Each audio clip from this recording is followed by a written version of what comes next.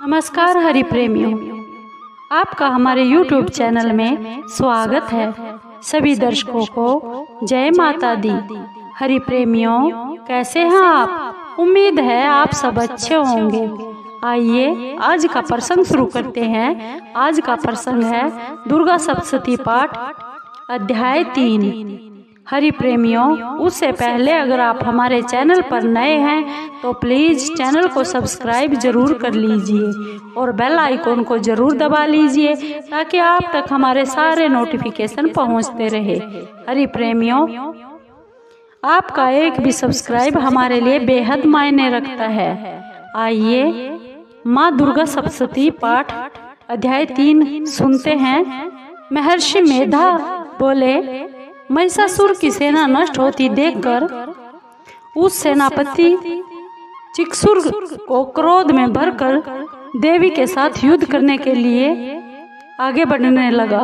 वह देवी पर इस प्रकार बाणों की वर्षा करने लगी मानो सुमेरु पर्वत पानी की धार बरसा रहा हो। इस प्रकार देवी माँ ने अपने बाणों से उसके बाणों को काट डाला और उसके घोड़ों और सारथी को मार डाला। साथ ही उसके धनुष और उसकी अत्यंत ऊंची ध्वजा को भी काटकर नीचे गिरा दिया। उसका धनुष कट जाने के बाद उसके शरीर के अंगों को भी अपने बाणों से बींध दिया। धनुष, घोड़ों और सारथी के नष्ट हो जाने पर वह राक्षस असुर ढाल और तलवार लेकर माँ देवी की ओर भागा। उसने अपने तीक्ष्ण धार वाली तलवार से माँ पर वाहन सिंह पर मस्तक पर प्रहार किया और बड़े वेग से देवी की बाईं भुजा पर वार किया। किंतु देवी माँ की बाईं भुजा को छूते ही उस दैत्य की तलवार टूटकर टुकड़े टुकड़े हो गई। इसे दैत्य में उस असुर में क्रोध में भरकर शूल हाथ में ले लिया और उस भद्रकाली देवी की ओर फेंक दिया। माँ देवी की ओर आता हुआ वह शूल आकाश से गिरते हुए सूर्य के समान प्रज्वलित हो उठा।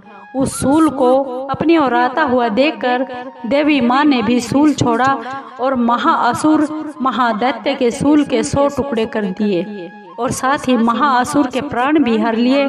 चिक्सुर के मर जाने पर देवताओं को दुख देने वाला चामर नामक दैत्य हाथी पर सवार होकर माँ देवी से लड़ने के लिए फिर से आ गया। उसने आने के साथ ही शक्ति से प्रहार किया, किंतु देवी माँ ने भी अपनी हुंकार से ही उसे तोड़कर पृथ्वी पर डाल दिया।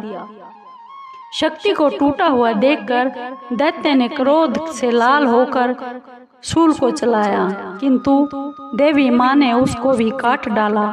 इतने में देवी का सिंह उछलकर हाथी के मस्तक पर सवार हो गया और उस असुर के साथ बहुत ही तीव्र युद्ध करने लगा।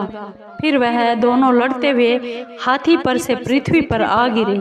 दोनों बड़े क्रोध से लड़ने लगे। फिर सिंह बड़े जोर से आकाश की ओर उछला और जब पृथ्वी की ओर आया तो अपने पंजे से चामर असुर के सिर को धड़ से अलग कर दिया। क्रोध में भरी हुई देवी माँ ने शिला और वृक्ष आदि की चोटों से मार डाला। कराल को दांतों, मुक्कों और थप्पड़ों से चूर्ण कर डाला। क्रोध हुए देवी ने गदा के प्रहार से उस राक्षस को मार डाला। भिंद्रीपाल से वाष्पकल को, बाणों से ताम्रअंधक को मौत के घाट उतार दी। इन नेत्रों वाली परमेश्वरी ने त्रिशूल से उग्राशय, उग्र वीर्य और महाहनु नामक असुरों को मार गिराया। उसने अपनी तलवार से विडाल नामक राक्षस का भी सिर काट डाला तथा अपने बाणों से धुरधुर और दुर्मुख राक्षसों को यमलोक को पहुंचा दिया गया।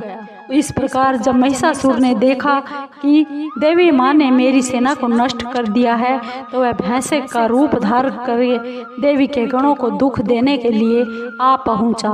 उन गणों में कितनों को उसने मुख के प्रहार से और कितनों को खुरों से, कितनों को पूंछ से और कितनों को सींगों से, बहुतों को दौड़ने के वेग से, अनेकों को सिंह नाद से, कितनों को चक्कर देकर और कितनों को श्वास वायु के झोंकों से पृथ्वी पर गिरा दिया गया। वह दैत्य इस प्रकार गणों की सेना को गिराकर देवी माँ के सिंह को मारने के लिए भागा। इस पर देवी माँ को बहुत क्रोध आ गया।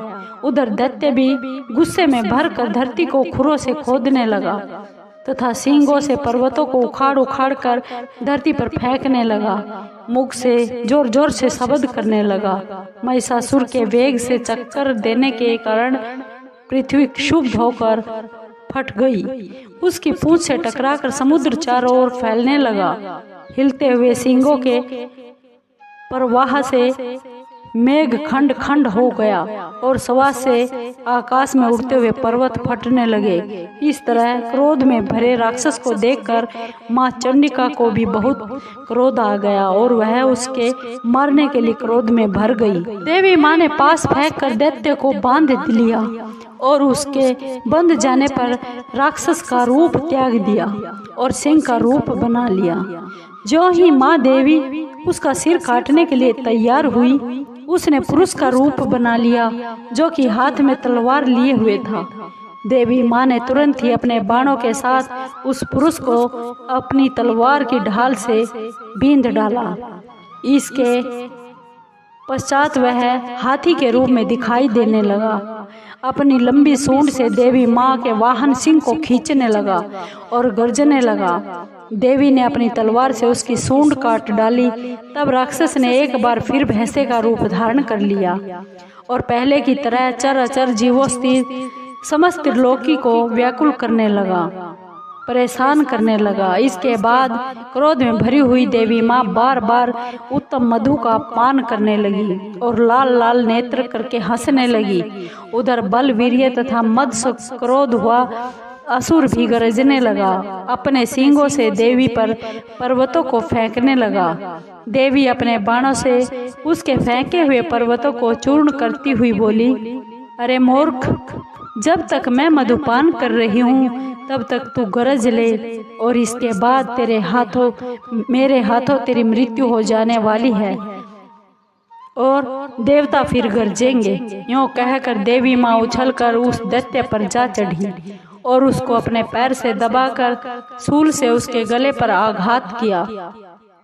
देवी के पैर से दबने पर भी असुर अपने दूसरे रूप से अपने मुख से बाहर होने लगा।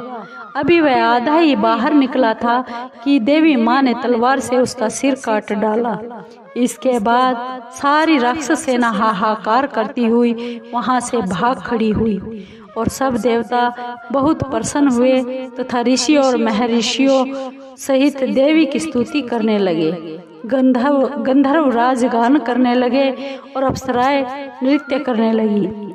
हरि प्रेमियों, यह तीसरे अध्याय का दुर्गा सप्तशती के समापन हुआ। हरि प्रेमियों, दुर्गा सप्तशती माँ का ये पाठ का वीडियो आपको कैसा लगा?